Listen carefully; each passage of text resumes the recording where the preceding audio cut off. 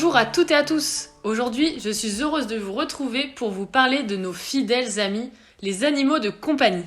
Alors attention, il ne faut pas confondre un animal de compagnie qui est destiné à être détenu par l'homme pour son agrément et un animal domestique qui lui vit tout simplement dans le voisinage de la maison, comme par exemple les vaches dans une ferme.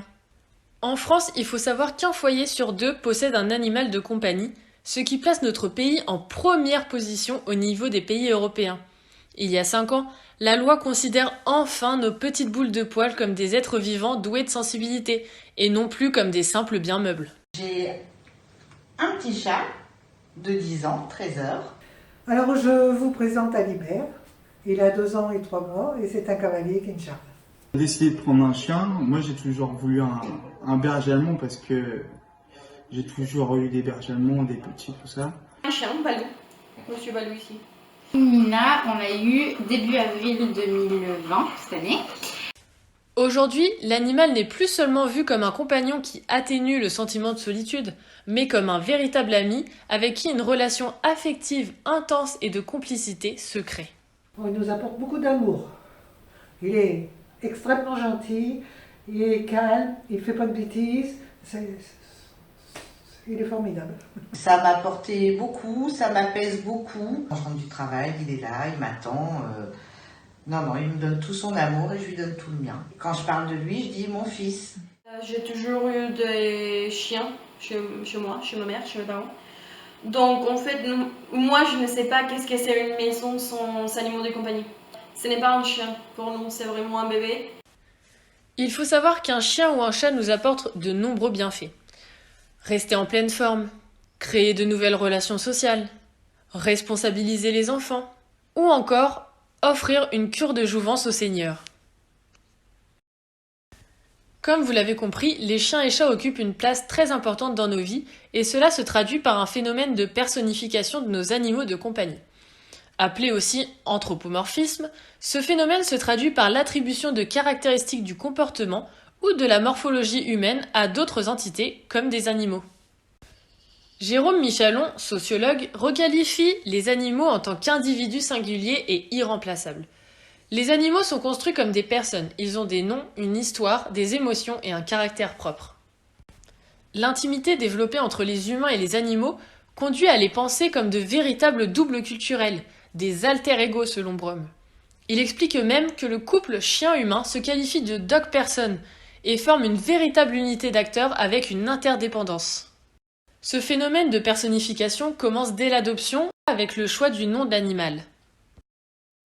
On peut voir les photos, on a des photos des familles avec nous trois, on a des petits statues. En fait pour nous c'est notre fils quoi. L'enco au début on l'a eu avant donc c'était un peu le bébé de la famille. Et depuis qu'Aluna, il a pris de l'âge, il a mûri, donc du coup il est devenu plus le grand frère. Il est protecteur, tout ça, il fait attention. On est content de parler de Mina et de dire aujourd'hui elle a fait ça. Un peu comme un enfant. Il a sa place au chien, mais on devient inséparable avec lui parce qu'il est toujours avec nous. Si on est dans la cuisine, il vient dans la cuisine. Si on n'est pas ici, il vient là. Il est toujours avec nous. Ce phénomène s'étend ensuite lors des achats de première nécessité de l'animal, c'est-à-dire sa nourriture. Comme pour les humains, la nourriture pour chiens et chats se décline en de nombreux choix avec un souci de qualité premium. De nombreuses marques, surtout présentes sur les réseaux sociaux et portées par les publications sponsorisées des influenceurs, se sont développées et proposent aujourd'hui des aliments sur mesure et personnalisables, selon le poids, l'âge, la race ou encore le niveau d'activité de l'animal, avec des repas sans gluten, bio, équilibré ou encore fait maison. L'emballage est aussi soigné avec un packaging écologique, recyclable ou recyclé, et même personnalisable avec le nom de votre animal. Celui-ci est réellement considéré comme un humain auquel on fait attention à son équilibre alimentaire et à sa santé. Mais l'offre de personnalisation ne s'arrête pas là. De la promenade avec les manteaux, chaussures, bonnets, à la maison, plaids, pantoufles, jouets. Les animaux ont même leur profil sur les réseaux sociaux et certains sont même plus populaires que les personnalités sur les médias sociaux. Et oui, les stars du web, les rois de Facebook et les maîtres de l'Instagram ont 4 pattes et un pelage soyeux. Plus connue sous le nom de Grumpy Cat, la petite chatte a fait sensation sur le net dès son apparition en 2012.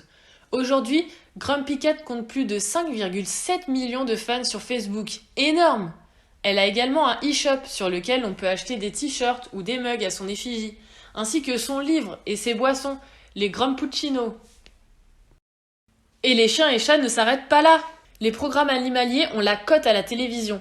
Documentaires, immersion ou encore télé-réalité, le petit écran décline ses émissions à foison.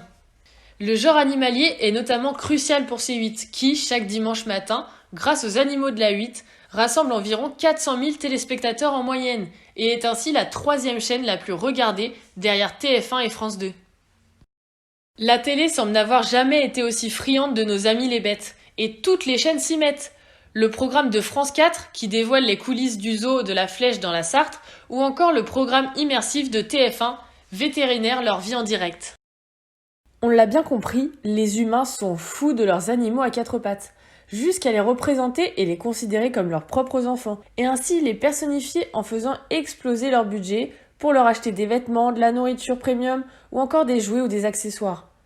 La consommation autour de nos chiens et chats se développe de plus en plus, notamment grâce au canal digital via les réseaux sociaux et les influenceurs.